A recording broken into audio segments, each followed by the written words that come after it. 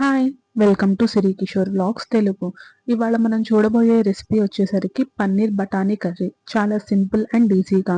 ముందుగా ఒక బాండీ తీసుకొని ఆయిల్ వేసుకొని వేడైన తర్వాత పన్నీర్‌ని క్యూబ్స్‌గా కట్ చేసుకొని ఉంచుకోవాలి. ఆ పన్నీర్‌ని యాడ్ చేసుకొని గోల్డెన్ కలర్ వచ్చేంత వరకు వేయించుకోవాలి. దాన్ని ఒక ప్లేట్‌లోకి తీసుకొని అదే బాండీలో కొంచెం ఆయిల్ యాడ్ చేసుకొని బిర్యానీ ఆకు, చెక్క, లవంగాలు, యాలకులు కూడా వేసుకొని ఫ్రై అయిన తర్వాత ముందుగా కట్ చేసుకొని ఉంచుకున్న ఆనియన్స్, గ్రీన్ చిల్లీ కూడా వేసుకోవాలి.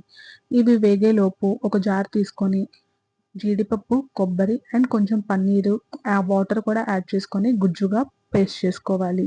ఈలోపు జింజర్ గార్లిక్ కూడా వేసుకొని ఫ్రై చేసుకోవాలి. ముందుగా కట్ చేసుకొని ఉంచుకున్న టొమాటోస్ కూడా యాడ్ చేసుకొని పసుపు, ఉప్పు కూడా వేసుకోవాలి.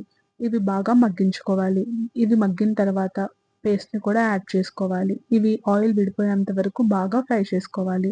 ఇప్పుడు దీంట్లో కొంచెం కారము, ధనియాల పొడి కూడా వేసుకొని బాగా కలుపుకోవాలి.